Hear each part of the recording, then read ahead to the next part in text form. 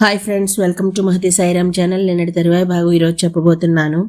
విమానం దిగితే తానేమీ కానన్న స్థితిలో ఉన్నాడు. రామచంద్రుడు పులకించాడు. భరతుడిని ఆలింగనం చేసుకున్నాడు. ఆ విమానంలోనే భరత ఆశ్రమానికి వచ్చాడు. అక్కడ దిగారు. కుబేర సాన్నిధ్యాన్ని పొందమని రాముడు విమానానికి అనుజ్ఞనిచ్చాడు. ఉత్తర దిక్కుగా ధనదాలయానికి వెళ్ళిపోయింది పుష్పకం. ఆ తరువాత కైకేయి ఆనందవర్ధనుడైన భరతుడు రామునితో మాట్లాడుతున్నాడు. రామా, రాజ్య పరిత్యాగ రూపంగా, వనవాస అంగీకార రూపంగా మా అమ్మ నీచే గౌరవింపబడింది. ఆ తరువాత రాజ్యం నాకు దక్కింది. నీవిలా నాకు ఇచ్చేవో అలా తిరిగి నీకిస్తున్నాను. ఆ బోతు మోయవలసిన భారాన్ని దూడ మీద పెట్టినట్లుంది నాకు. పుష్పించి ఫలించకుండానే శీర్ణమైన వృక్షం. దాన్ని అధిరోహిస్తే మాత్రం ఫలం దక్కుతుందా? ఈ ఉపమా అర్థం గ్రహించు మహానుభావ అని మాట అప్పగించాడు. చిత్రకూటంలో రాముడన్న మాట భరతుని వాక్కును విని శ్రీరాముడు అలాగే అన్నాడు. ఆ తరువాత శత్రుఘ్నుడు శశువర్ధకులను ఏర్పాటు చేశాడు. అభిషేక ముహూర్తానికి అడ్డు లేకుండా శీఘ్రంగా సుఖంగా వాళ్ళు అందరికీ విభీషణ సుగ్రీవులతో కూడా మంగళకార్యం చేశారు. గడ్డం పెరిగిన రామాదులను మనం అంగీకరించం, ఎందుకో తెలియదు. భరతుడు లక్ష్మణుడు సుగ్రీవాదులందరూ మంగళ స్నానాలు చేశారు. జటలను ఉపసంహరించారు. రామ లక్ష్మణ భరత శత్రుఘ్నులకు, ఆ తర్వాత సీతకు, దశరథ స్త్రీలకు తగిన అలంకరణలు చేశారు. వానర స్త్రీలకు కూడా తగిన అలంకరణలు చేశారు. ఆ తరువాత శత్రుఘ్ను మాటపై సుమంత్రుడు రథాన్ని సిద్ధం చేశాడు. రామచంద్రుడు సూర్య తేజస్సుతో ఉన్న రథాన్ని అధిరోహించాడు. ఇంద్రరథం లాంటి దానిపై రాముడు అధిష్ఠించాడు. రథం అయోధ్యకు బయలుదేరింది. భరతుడు కళ్ళను పట్టుకుని రథాన్ని నడుపుతున్నాడు. శత్రుఘ్నుడు గొడుగు పట్టుకున్నాడు. లక్ష్మణుడు వింజామర వీస్తున్నాడు. ఇంకొక వింజామరను విభీషణుడు వీస్తున్నాడు. శత్రుంజయమని రాముని పట్టపుటేనుగు దానిపై అధిరోహించి సుగ్రీవుడు వెనుక వస్తున్నాడు. వానరులందరూ మానుష్య రూపధారులై వెనుక నడుస్తున్నారు. శంఖానాదాలు, దుందిబినాదాలు మ్రోగుతున్నాయి. అక్షంతలు తీసుకుని బ్రాహ్మణులు, గోవులు, కన్యలు, మోదక హస్తులైన మనుష్యులు రామునకు ముందు నడుస్తున్నారు. రామసుగ్రీవాదుల స్నేహం, హనుమంతుని ప్రభావం, వానర రాక్షస బలాలు, విభీషణ యోగం ఇలాంటివి విని అయోధ్యవాసులు విస్మితులవుతున్నారు. రథం అయోధ్య చేరింది.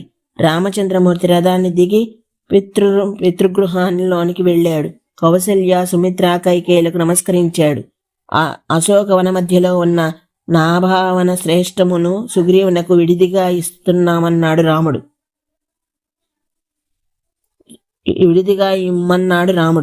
ఆ ఆజ్ఞ ప్రకారం భరతుడు సుగ్రీవుని చేయి పట్టుకుని ఆ భవనంలో ప్రవేశపెట్టాడు.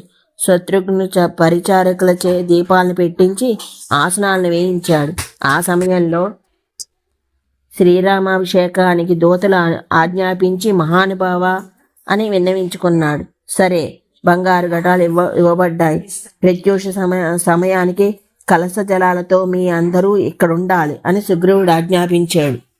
జాంబవంతుడు, హనుమంతుడు, వేగదర్శి, ఋషభుడు వీరు నదీ జలాలను తేవడానికి వెళ్ళారు. 500 నదీ జలాలను, కుంభాలను తీసుకుని వచ్చారు. సుషేనుడు పూర్వ సముద్రం నుండి, ఋషభుడు దక్షిణ సముద్రం నుండి, గవయుడు పశ్చిమ సముద్రం నుండి, నలుడు ఉత్తర సముద్రం నుండి జలాలను తీసుకుని వచ్చారు. ఆ తర్వాత శత్రుఘ్నుడు సచివులతో, పురోహితులతో, సుహృతులతో సమావేశమై కార్యాన్ని సమీక్షిస్తున్నాడు. సర్వ విషయాల యందు వృద్ధుడైన వశిష్ఠ మహర్షి బ్రాహ్మణులతో కలిసి సీతారాములను తీసుకుని వచ్చి రత్నమయ సింహాసనంపై కూర్చుండబెట్టారు. వశిష్ఠ, వామదేవ, జాబాలి, కశ్యప, కాత్యాయన, సుయజ్ఞ, గౌతమ, విజయాది మహర్షులు సహస్రాక్షుణ్ణి వసువులు అభిషేకించినట్లు ప్రసన్న సౌగంధికములైన జలాలతో అభిషేకించారు. ఆ తరువాత ఋత్వికులు, పండితులు, కన్యలు, మంత్రులు, యోధులు క్రమంగా అభిషేకించారు. ఆకాశంలో సర్వలోకపారులు నిలిచి దివ్యములైన ఔషధ రసములతో అభిషేకించారు. ఆ సమయంలో శత్రుఘ్నుడు శ్వేతఛత్రాన్ని పట్టుకున్నాడు.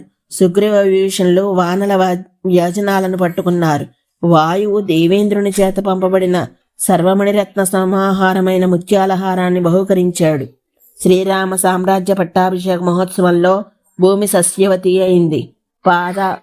పాదపాలు ఫలవంతములయ్యాయి. పుష్పాలకు పరిమళం వచ్చింది. సర్వసృష్టి ఆనందంతో పులకరించింది. ఆ ఆనంద సమయంలో రామచంద్రమూర్తి వేదవేత్తలకు గోహిరణ్యాది భూరిదానాలను చేశాడు. సూర్యకాంతిమునులతో కూడిన బంగారమాలను సుగ్రీవునకు బహుమానంగా ఇచ్చాడు. వైడూర్యాలతో వజ్రాలతో కూడిన మాలను అంగదునకిచ్చాడు. మణిపూర్ణమైన చంద్రకాంతి చల్లనైన ముత్యాల హారాన్ని సీతకిచ్చాడు. శుభ్రమైన బట్టలను శుభాభరణాలను వాయుపుత్రునకు ఇవ్వాలని సీత రాముని ముఖం వైపు చూసింది. తన కంఠం నుండి హారాన్ని తీసి ఆయన వైపు చూస్తున్నది.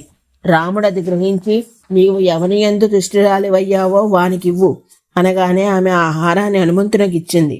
స్వామి దాని కంఠంలో ధరించి ప్రకాశించాడు. అలాగే ద్వివిధులకు నీలునకు ఇలా అందరినీ సత్కరించాడు. విభీషణ, సుగ్రీవ, హనుమ, జాంబవంతాదులకు బట్టలను పెట్టాడు.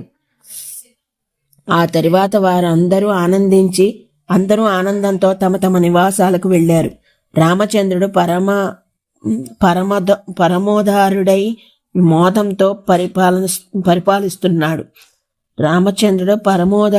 మోదంతో పరిపాలిస్తున్నాడు. ఇలా ఉండగా ఒకనాడు లక్ష్మణ్ణి పిలిచి, లక్ష్మణ, పితృపైతామహమైన ఈ పరిపాలనా భారాన్ని నాతో సమానంగా యువరాజు పదవిలో నువ్వు కూడా వహించు అన్నాడు. ఇది పరీక్ష. లక్ష్మణుడు నమస్కరించాడు. భరతునికిమ్మన్నాడు. ఆ విధంగా భరతుని యువరాజు పదవియందు అభిషేక్తుణ్ణి చేశాడు. ఆ తర్వాత రామచంద్రమూర్తి పౌండరీక, అశ్వమేధ, వాజపేయాది మహాయాగాలను నిర్వహించాడు. 11,000 సంవత్సరాలు రాజ్యపాలన చేశాడు. సీతారామార్పణమస్తు. శుభం. ఇక్కడితో రామాయణం మొత్తం పూర్తయిపోయింది. ఇది విన్నందుకు మీ అందరికీ కూడా ధన్యవాదాలు. విన్న మీకు శుభాలు కలగాలి, శాంతి కలగాలి. లోకా సమస్త సుఖినో భవంతు.